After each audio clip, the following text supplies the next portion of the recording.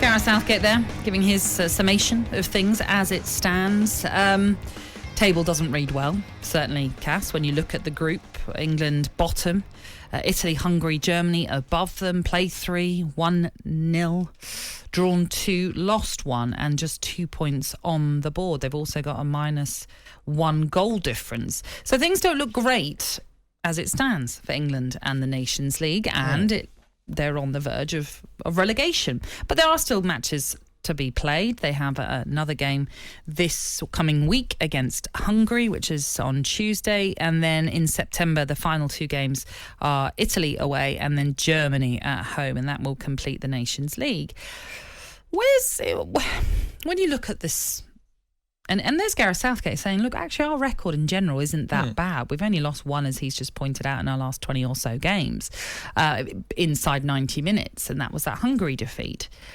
But why is it not gelling? What's gone wrong for England, do you think, in this Nations League campaign? Or are we making too much of it and not really taking into account everything else that's come before? So, which we sort of touched on previously, the Euros, straight into another league campaign. And now a very heavy, hectic campaign for many players, not just England, obviously, but if we're just talking on England. Are those issues that we should be discussing and actually have a big part to play in all of this? Well, England are in a good position where they're going to a World Cup and they're in a good group. And Gareth has had to make changes to lineups in the Nations League game. And if you said to me, are England capable of winning their final 3 games? 2 at home, 2 at home, 1 away. They are very capable of winning them 3 games. They could easily still top this group. I don't see any reason, because they're a side to be feared. Now, we haven't seen that in the games of late. We haven't seen that. But I believe when they get back to the games, and they've got 1 more to play this week, and they get back to their final 2 games, they'll beat. I think they'll beat Hungary at home. I think they'll do that quite convincingly. And then they'll go to play Italy and Germany. I wouldn't be concerned if I was an England fan now. I think I'd be concerned if they were in their opening group phase in the World Cup and their performances, like they've lost out in other tournaments, weren't very good. Then I'd be bothered. Now, 3 players were sort of given their chance yesterday. James Ward-Prowse, or we could say 4 with the goalkeeper with Ramsdale. James Ward-Prowse, Tamori and Abraham. Bit harsh on them to come into a side that look a little bit lacklustre at the moment. But I think this is a problem in the grander scheme of things, is a minor one that they'll overcome quite comfortably. They've got way too many good players, England, in all positions, and they're double-backed. They got in every position you could. Literally, I think the biggest question you could say is, after, which we talked about earlier, is after Harry, who do we think could step into his shoes? That's about the biggest problem I think Gareth's got. As a team, he's got way too many good players now. It is interesting, and I know we've brought up already today what Kevin De Bruyne had to say about the Nations League and being glorified friendlies, not something that they're motivated for really in any way.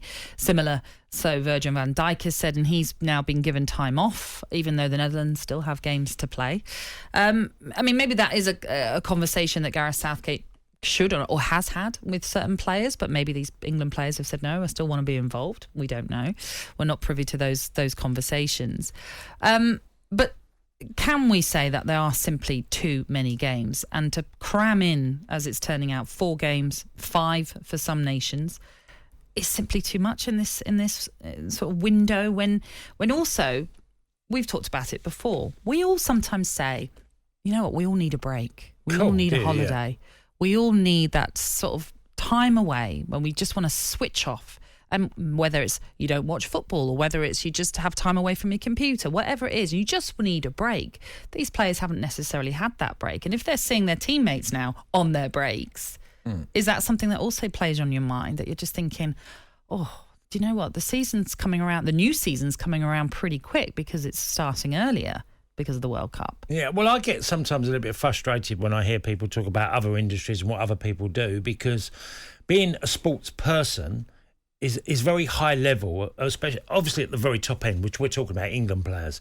That's extremely high level. So there's small margins of ways you can win. Okay, we see that with football all the time and other sports. The fine margins of being a winner and a loser, and performances being great and not so good.